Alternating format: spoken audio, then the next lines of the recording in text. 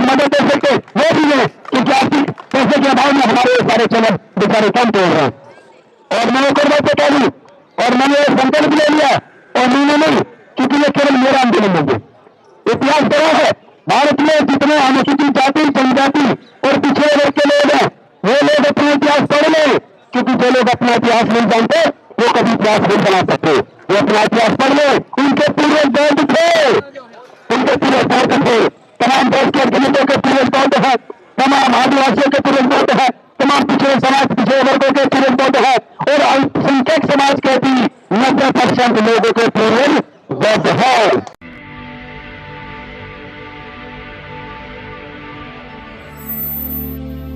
तमाम समाज के महापुरुषों के चरणों में नमन करते हुए मैं आदरणीय भूपेश्वर में और सभी साथियों को क्रांतिकारी जयबंद करता हूं, जिन्हें मैं नमोदय करता हूं। साथियों, आपको पता होगा कि जब भारत में अंग्रेजों का शासन था, अंग्रेजों के शासन में एक अंग्रेज इतिहासकार थे अलेक्जेंडर कनिंघम। उन्होंने जब संग्राम रेंसम और सिंह इन सबके द्वारा जो बौद्ध साहित्य लिखा गया, बौद्ध इतिहास खोज के जो लिखा, उसको पढ़ने के बाद उन्होंने भारत में पूरे बौद्ध विरासत को खोजना शुरू किया। और उस खुदाई में आप किसी से जानते हो, तथागत गौतम बुद्ध लगभग अब से 2600 साल पहले हुए, और इसी महाबोधि महावीर झांसी के बौद्धगया में यहां उनको ज्ञान की प्राप्ति हुई थी। सम्राट अशोक ने उनकी याद में वहीं पर महाबोधि महावीर का निर्माण कराया था। लेकिन समय के साथ साथ रोक नीति छोड़ती गई और नीचे दब गया। लेकिन आपको पता है कि चीनी यात्री भैया इंसान इससे ये भारत में आए थे। उन्होंने अलग अलग समय पर अलग अलग काल में आए और उन्होंने पूरे भारत का भ्रमण किया, और बौद्ध साहित्य को जितना हो सका उतने बौद्ध साहित्य को वो लोग चाइना के अंदर लेकर गए। चलो डिस्टर्ब कर रहे हैं, डिस्टर्ब ना करो प्लीज। हाँ नहीं, अरे भैया जरा बात मत करो, जरा कुछ ये डिस्टर्ब हो रहा है आपका। क्या सबको पता है कि वो जो साहित्य जो जला दिया गया, जो ब्राह्मणों ने 84,000 बौद्ध में तोड़वाए, बौद्ध स्तूपों को ध्वस्त किया, शिलालेखों को ध्वस्त किया,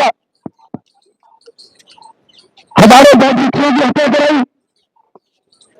लेकिन समय के साथ साथ मिट्टी के अंदर वो बौद्ध विरासतें नीचे दब गई। लेकिन जब अंग्रेजों का शासन आया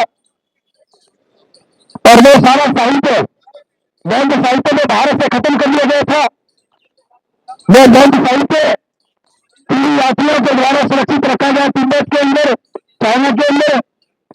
और उसका अध्ययन करने के बाद अलेक्जेंडर कनिंघम जी ने जब भारत में उस विरासत को खोजना शुरू किया, तो जगह जगह बुद्ध के अवशेष करने शुरू हो गए। और इस बिहार की धरती बौद्धगया के अंदर में महाबोधि टेम्पल मिला, लेकिन मिलने के बाद वहां पर भी ब्राह्मणों ने कब्जा कर लिया।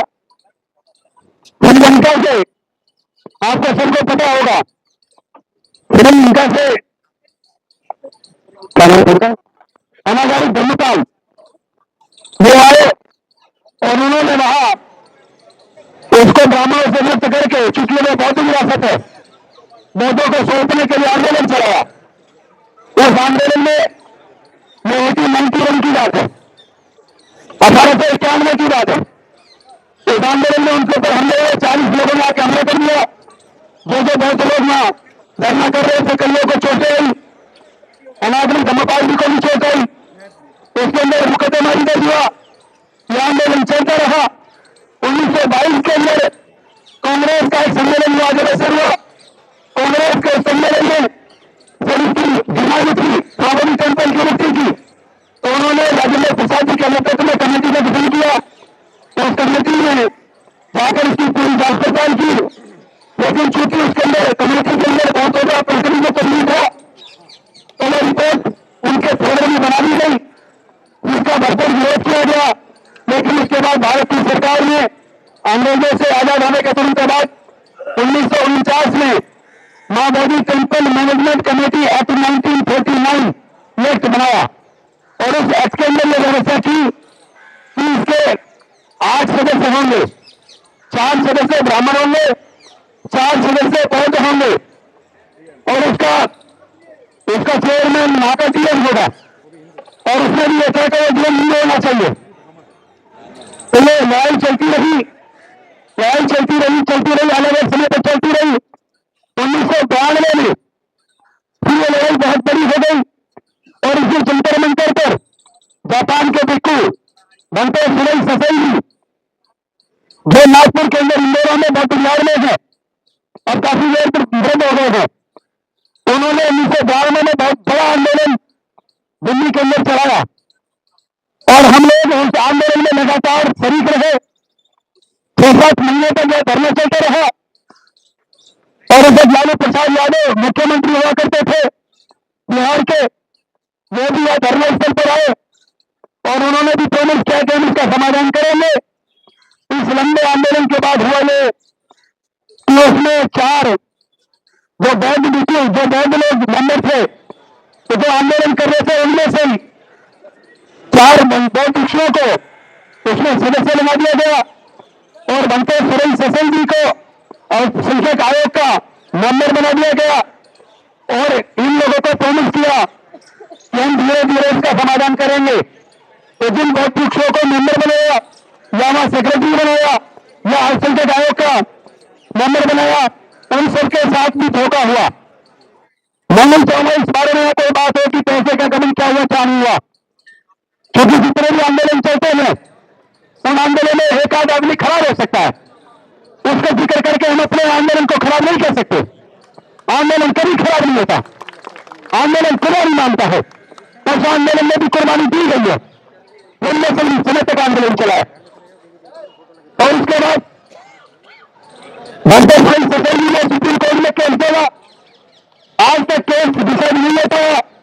इसी दौरान एक IAS ऑफिसर थे गाजियन से, उन्होंने सन 2012 में माननीय सर्वोच्च न्यायालय के अंदर एक केस डाला मां बोधी टेम्पल को मुक्त कराने का और बुद्धिस्ट मां Bodhi Mahavir management committee act 1949 act को निरस्त कराने का उन्होंने केस डाला।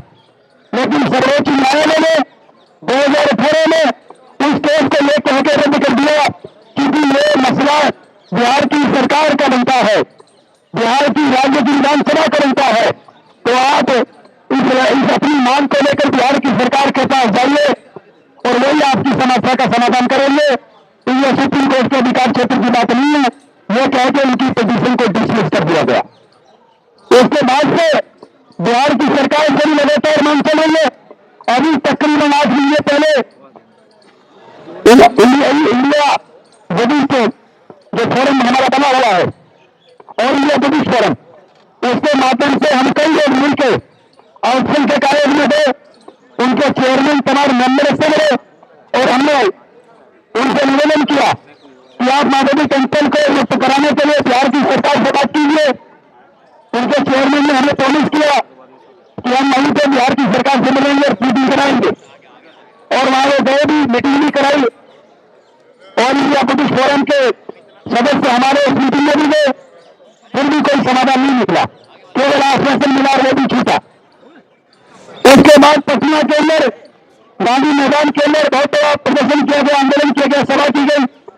उसमें भी हम लोग पटना के अंदर गए और वहां पूरी सभा करने के बाद पदयात्रा करते हुए बिहार की सरकार को ज्ञापन दिया। बिहार के बहुत वरिष्ठ अधिकारी आकर हम लोगों से नहीं आकर मिले, हमारा ज्ञापन लिया और उन्होंने प्रॉमिस किया कि हम इसका समाधान करेंगे, लेकिन समाधान कुछ नहीं हुआ। उसके बाद 12 फरवरी से कर्मक अनशन भूख हड़ताल हमारे बौद्ध भिक्षुओं ने, कुछ उपासकों ने वहीं मां बोधी टेम्पल के पास शुरू किया। लेकिन अब से तकरीबन 13-14 दिन पहले आपने देखा होगा बिहार की सरकार ने कितनी घटिया हरकत की और इतनी घटिया हरकतें धिक्कारा जा सकता है और कुछ नहीं कहा जा सकता। एक घटिया चल नहीं का ये, उन्होंने रात को 1 बजे वहां की पुलिस, उनकी पुलिस ने बौद्ध भिक्षुओं को जबरन वहां से उठा लिया, वहां तक एक बौद्ध भिक्षुणी को महिला होने के बावजूद कमर में हाथ डालकर जबरदस्ती उठाकर गाड़ी में डाल दिया। ये बहुत शर्मनाक घटना थी और ले जाकर थाने के अंदर उसको हॉस्पिटल के अंदर पटक दिया, लेकिन हमारा आंदोलन चलता रहा और उसके बाद उस स्थल पर प्रदर्शन नहीं करने दिया, बल्कि 2 किलोमीटर दूरी पर रोड के किनारे पर एक जगह देने की आप अपना प्रदर्शन यहाँ कीजिए। लेकिन मैं आपको बता दूं, जो 1992 का आंदोलन था, आंदोलन में जबरदस्त प्रताड़ना पड़ा था, लेकिन उसमें सोशल मीडिया नहीं होता था। और देश का जो मुख्य मीडिया है, चाहे वो इलेक्ट्रॉनिक मीडिया हो चाहे प्रिंट मीडिया हो, आप सबको पता है वो कभी भी इस देश के दलितों की, पिछड़े की, वंचितों की, आदिवासियों की और अल्पसंख्यक समाज के मुद्दों को कभी हाईलाइट नहीं करता, कभी उनको कवरेज नहीं करता। मैं तो आह्वान करना चाहता हूं इस देश के दलितों से, इस देश के पिछड़े से, इस देश के आदिवासियों से, इस देश के अल्पसंख्यकों से, वो देश का मुख्य मीडिया चाहे इलेक्ट्रॉनिक मीडिया हो चाहे प्रिंट मीडिया हो। अभी आपने देखा होगा 3 दिन पहले कैलिफोर्निया के अंदर तो गुजराती समाज के लोगों का वहां पर मिल है, तो मिल में पेश बिल की गई, तो वहां पूरे भारत के मीडिया ने उसको पकड़ के अखबार में छापा। उस दिन भी मैंने फेसबुक लाइव किया था कि अगर कैलिफोर्निया के अंदर गुजरातियों के मंदिर के अंदर अगर अदलित उसको किया जाए तो वो गलत किया, किसी का हक नहीं है किसी दूसरे के धार्मिक स्थल पर जाकर कुछ भी गलत कार्य करने का, और उसकी भर्सना होनी चाहिए, कानून से मांग की जानी चाहिए दोषों को सजा देने की। लेकिन ये कैसा मीडिया है कि कैलिफोर्निया, अमेरिका की कैलिफोर्निया के अंदर मंदिर में हुई घटना को आप कवर कर रहे हो, और यहाँ हमारे पूरे दुनिया के बहुतों को आस्था का केंद्र मां बोली मारियार डॉक्टर सदर मंत्र को जान की प्राप्ति हुई थी। उसका आंदोलन पूरे देश में चल रहा है, अमेरिका के अंदर, इंग्लैंड के अंदर, जर्मनी के अंदर, फ्रांस के अंदर, तमाम देशों में भी बहुत लोगों ने अंबेडकरवादियों ने मां बोली टेम्पल की मूर्ति का आंदोलन किया है। और भारत के कोने कोने में, क्योंकि आप सोशल मीडिया से देखते रहेंगे, भारत के लगभग सभी राज्यों में मां बोली मारियार को मुक्त कराने का आंदोलन चल रहा है। लेकिन आपने भारत के किसी मुख्य मीडिया में, किसी डिजिटल मीडिया पे, किसी अखबार में आपने मां बोली मारियार के मुक्ति आंदोलन की एक भी लाइव नहीं देखी होगी। तो जो देश का मुख्य मीडिया देश के तमाम एससी एसटी ओबीसी और माइनॉरिटी के मुद्दों को बरकरार करता है, निगरानी करता है, निर्माण करते हैं, पूरे देश के एससी एसटी ओबीसी माइनॉरिटी के लोगों को इस मुख्य मीडिया का बहिष्कार करो, बचकर होने चाहिए, लेना चाहिए। इनके टीवी चैनलों को देखना बंद कर दो, इनके अखबारों को पढ़ना बंद कर दो। जितने हमारे बहुजन समाज के यूट्यूबर्स हैं जो समाज के सारे मुद्दों को उठा रहे हैं, हमें चाहिए कि अपने यूट्यूबर्स को प्रमोट करें, इनके सबके यूट्यूब को चैनलों को देखें, जो भी आर्थिक मदद दे सकते वो भी दें, क्योंकि आर्थिक पैसे के अभाव में हमारे सारे चैनल बेचारे कम तोड़ रहे हैं। और मैं एक और बात बता दूं, और मैंने एक संकल्प ले लिया, और मैंने नहीं, क्योंकि ये केवल मेरा आंदोलन नहीं है, इतिहास बड़ा है। भारत में जितने अनुसूचित जाति, जनजाति और पिछड़े वर्ग के लोग हैं, वो लोग अपना इतिहास पढ़ लें, क्योंकि जो लोग अपना इतिहास नहीं जानते वो कभी इतिहास नहीं बना सकते। वो अपना इतिहास पढ़ लें, उनके पूरे दर्द थे, उनके पूरे दर्द थे, तमाम देश के दलितों के पूरे दर्द है, तमाम आदिवासियों के पूरे दर्द है, तमाम पिछड़े समाज, पिछड़े वर्गों के पूरे दर्द है, और अल्पसंख्यक समाज के भी 90% लोगों के पूरे दर्द है। क्योंकि उन्होंने जाति के उन्मूलन की वजह से, जाति के उन्मूलन की वजह से उन्होंने इस धर्म को छोड़कर कुछ लोग सिख बन गए, कुछ लोग ईसाई बन गए, कुछ लोग मुस्लिम बन गए। तो ये सच्चाई है कि देश के अंदर 90% इतिहास गवाह है, जहां भी खुदाई होती है अखंड भारत में, म्यांमार से लेकर ईरान, इराक तक जहां भी खुदाई होती है, खुदाई में केवल और केवल बुद्ध निकलते हैं, कोई दूसरा अवशेष आज तक भारत के अंदर नहीं निकला।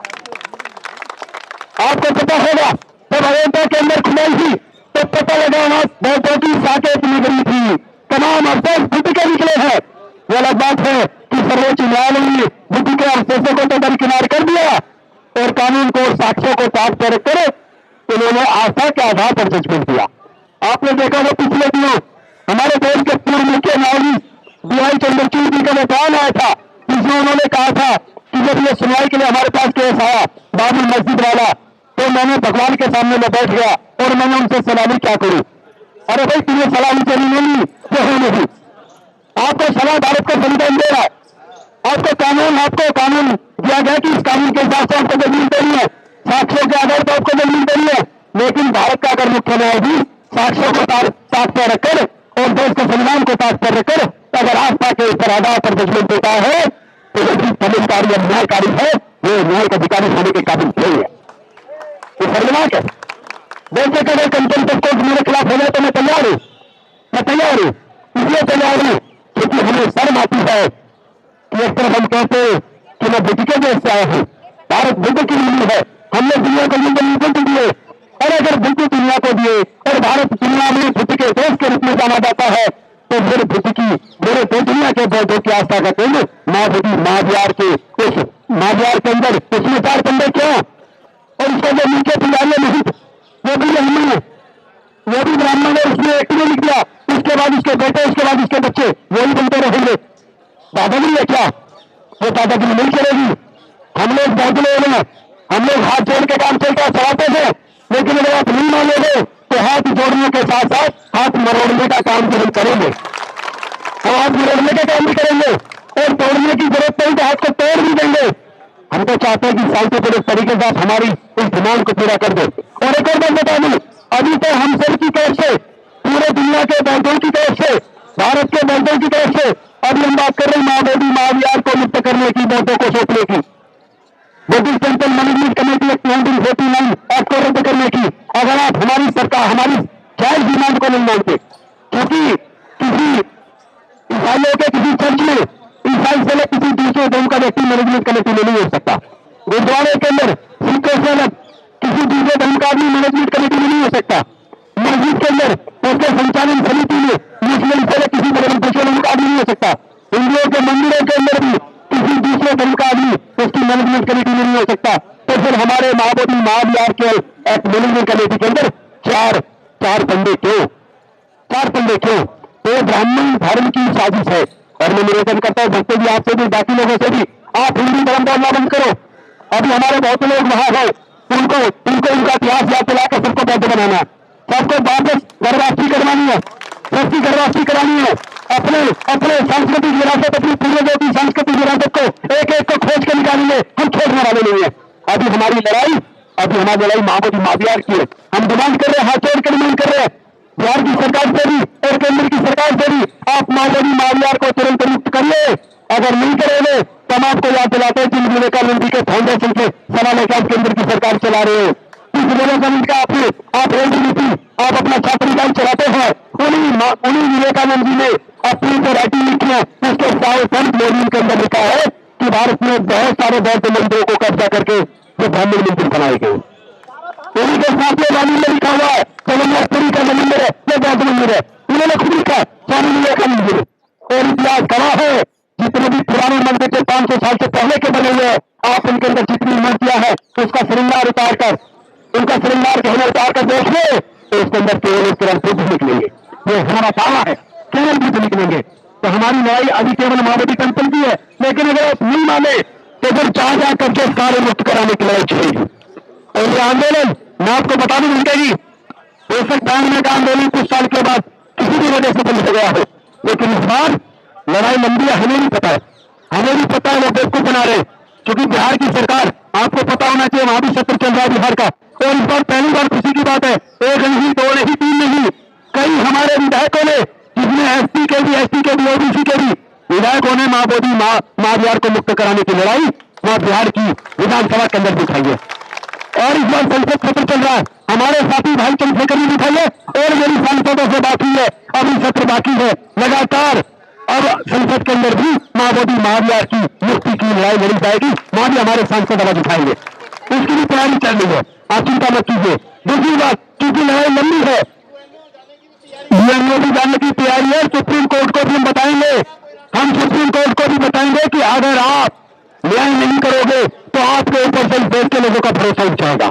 हम नहीं चाहते कि इस देश के न्यायालय से देश के लोगों का भरोसा उठे, लेकिन बहुत लोग भारत में 90% है। अभी आपको याद होगा जब अमेरिका और तालिबान के अंदर अफगानिस्तान के बीच में युद्ध हुआ था, तो तालिबानियों ने वहां अफगानिस्तान के अंदर सियाह के अंदर की संचालन पूरी तरह बौद्धों को सौंप दो, वरना तुम्हारी बर्बादी नहीं चुका। 90% लोग जब घर वापसी कर जाएंगे, क्योंकि लड़ाई लंबी है तो हम भी लंबी लड़ाई के लिए तैयार है। मैं आपको एक बार बता दूं, आप धनतेरस की चिंता मत कीजिए, पूरे देश से लोगों को लेकर सभी राज्यों का भ्रमण शुरू कर चुके।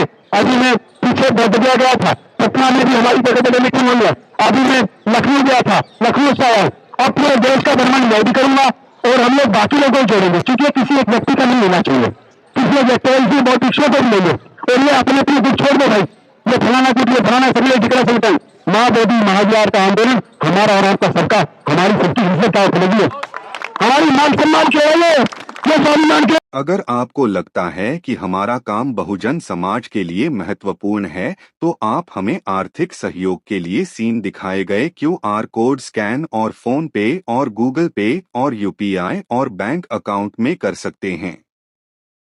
फोन पे, गूगल पे 9250529129, UPI 9250529129@YBL।